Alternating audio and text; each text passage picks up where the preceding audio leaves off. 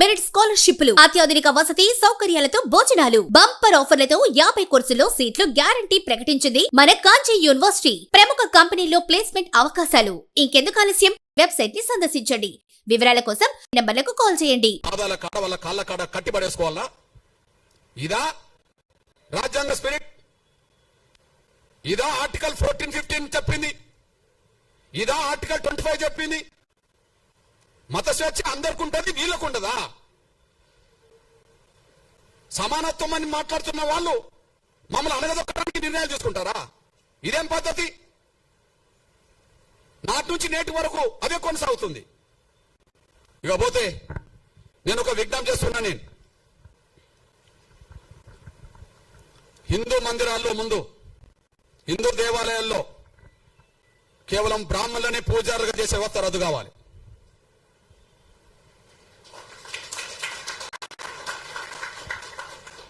కేవలం బ్రాహ్మణులనే పూజారులుగా చేసే వ్యవస్థ రద్దు కావాలి. ఏంది అది? పేటెంటా?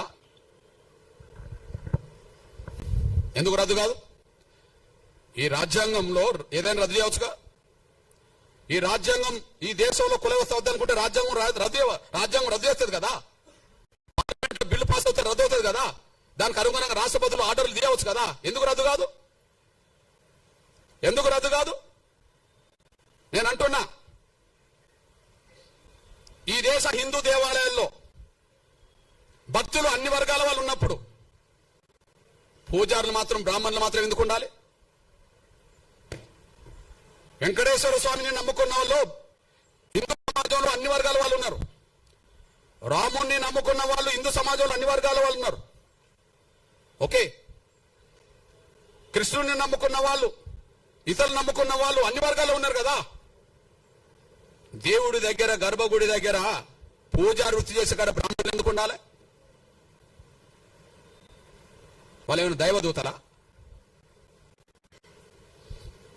దేవుడు బ్రాహ్మణులను మాత్రమే ఉండాలని ఇక్కడ నన్ను చెప్పిండా? వెంకటేశ్వర స్వామి చెప్పిండా? రాముడు ఏమన్నా చెప్పిండా? కృష్ణుడు ఏమన్నా చెప్పిండా?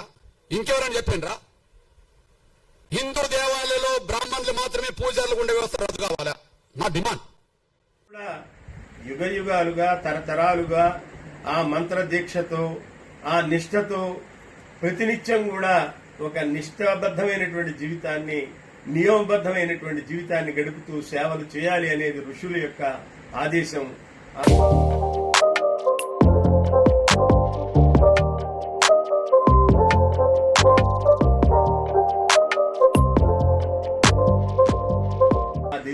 ఆ ఆదేశాన్ని వీళ్ళు అమలు జరుపుతున్నారు. అట్లాగని చెప్పి సమాజంలో వీళ్ళేం అధికారం చెలాయించట్లేదు, లక్షలాది రూపాయల జీతాలు తీసుకోవట్లేదు. ఇదేం ప్రజాప్రాతినిధ్యం కాదు, అధికారం కాదు, అధికార పీఠాలు కాదు. ఇది భగవంతుడికి సేవా కైంకర్యాలు నిర్వహించేటటువంటి అనూచానమైనటువంటి సాంప్రదాయం. ఇది పౌర హక్కులకు సంబంధించింది కాదు. ఇది అసలు రాజ్యాంగానికి సంబంధించిన విషయమే కాదు. ఆ రాజ్యాంగం కూడా ఆర్టికల్స్ 25, 26 కింద మత స్వాతంత్ర్యం అనేది ఇవ్వబడింది ఆయా శాఖలకి. అంటే ఎవరి మతాన్ని వాళ్లు ప్రచారం చేసడానికి, ఆచరించడానికి స్వేచ్ఛా స్వాతంత్ర్యాలు ఇవ్వబడ్డాయి.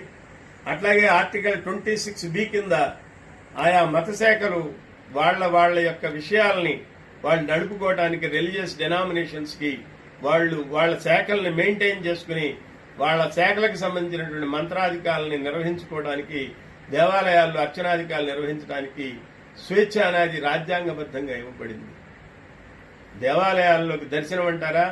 హిందువులైనటువంటి వాళ్ళందరూ కూడా ఎవరైనా దర్శనం చేసుకోవచ్చు. ఎవరికి వాళ్ళ దర్శనానికి తిరస్కారం లేదు. అన్ని వర్గాలకి, అన్ని వర్ణాలకి, అన్ని కులాలకి కూడా ఆలయ ప్రవేశం ఉంది. దానికి ఎలాంటి ఆటంకం లేదు.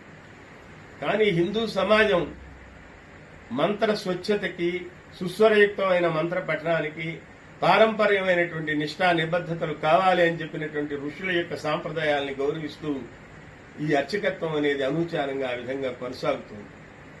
దీన్ని ఒక ప్రభుత్వ ఉద్యోగంగా దీన్ని సంస్కరించాలి.